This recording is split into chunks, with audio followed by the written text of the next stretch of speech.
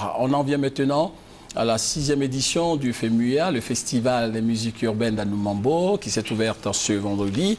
L'artiste chanteur Assalfo, commissaire général de ce festival, est sur notre plateau. Bonsoir. Bonsoir, David. En dehors de la musique, eh bien, cette édition met un accent particulier sur l'éducation, la santé et la prise en charge des orphelins d'Abidjan et de Bouaké. Eh bien, les nécessités, il y en a sur toute l'étendue du territoire. Il y en a certainement à Kong, il y en a à Daoukro, il y en a à Yamoussoukro. Alors pourquoi Bouaké et Abidjan?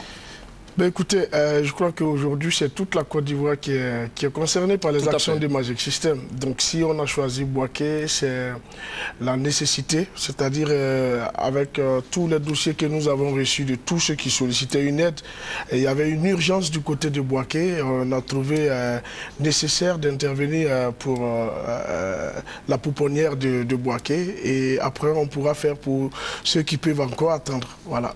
D'accord. Et il y a des innovations quand même. Chaque année, à chaque édition, vous innovez. Alors cette fois, l'innovation concerne quoi exactement?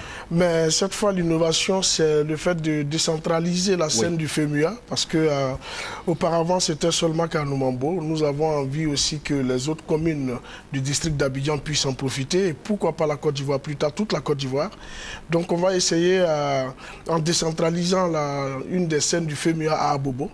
Donc le concert apothéose de cette 6e édition aura lieu à la grande place d'Abobo. On a visé Abobo aussi parce que tout le monde disait qu'Abobo est dangereux, Abobo, il y a trop de problèmes à Abobo. On s'est dit, il fallait que nous, on serve l'exemple. Il fallait qu'on donne cette chance à Abobo de montrer aux yeux du monde entier qu'elle n'est pas aussi la commune dont les gens pensent. Moi, je pense plutôt à un Abobo qui a subi pendant la crise des atrocités et tout ça. Je me suis dit, c'est un peuple qui avait besoin de consolation et c'est maintenant qu'il faut le faire. Donc cette expérimentation, j'ai voulu qu'elle passe forcément par Abobo. Oui, tout à fait. Alors parlez-nous un peu des temps forts de la cérémonie d'ouverture. Si la réalisation est prête, nous montrer en même temps ces images. Allons-y.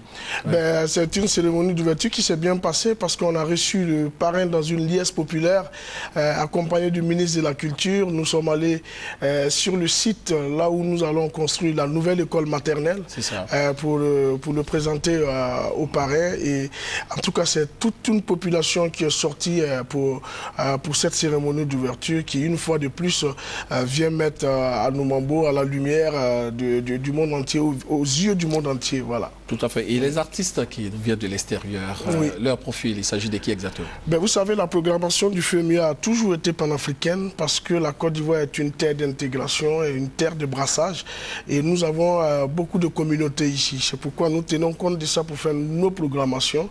Et cette année, par exemple, on a le Sénégal qui est représenté par Viviane Chidid, le Burkina Faso par Alif Naba, le Cameroun par Sam Fantoma, qui va nous apporter un peu de nostalgie d'ailleurs. Il y a aussi le Congo, le Congo démocratique qui est représenté par Jibé Mpiana. Il y a des artistes comme Dobé Niaouré, Charlie Yapo qui sont de la diaspora, qui représentent valablement la Côte d'Ivoire hors de ses frontières. Et il y a aussi Oumou Sangaré qui vient représenter le Mali. Donc c'est toutes ces grosses têtes d'affiches-là qui pendant 3 jours vont égayer la ville d'Abidjan. Alors pendant 3 jours, alors ce soir, il y a quoi au programme et demain? Quelques temps forts rapidement. Mais ce soir au programme, c'est le premier grand concert. Anoumambo est déjà en ébullition parce que ce soir, il y aura la diva de la musique africaine, Oumou Sangaré, qui va jouer. Il y a Alif Naba qui va jouer. Il y a le village Soteka qui va apporter un peu de tradis moderne à ce festival. Il y a les marabouts, les patrons qui vont clore. Et demain, ça va continuer avec d'autres têtes d'affiche. Et je voudrais dire merci à la RTI qui veut permettre à tous les Ivoiriens de la diaspora et même ceux qui ne sont pas Ivoiriens, à tous les pays, à toutes les communautés, de pouvoir vivre cet événement-là pendant 3 jours en direct. C'est-à-dire juste après le journal télévisé, pendant 3 jours, les Ivoiriens qui sont dehors, les Africains qui sont dehors, hors de nos frontières, pourront suivre le FEMUA en direct. Voilà. Alors, le rêve d'Assalfo en organisant ce festival? Ben écoutez, moi j'ai envie de dire comme le joueur Ibrahimovic qui disait qu'il vit déjà son rêve. Moi je sais pas, Dieu m'a permis d'être au devant d'une scène, mais je crois que c'est une mission qu'il a voulu me confier en me mettant au devant de cette scène. Et je ne veux pas trahir à cette mission. Moi je suis parti d'un quartier pauvre avec mes amis. Aujourd'hui nous avons la chance de revenir en arrière pour dire aux plus démunis que nous sommes avec eux et pour donner de l'espoir à ceux qui étaient en train de le perdre.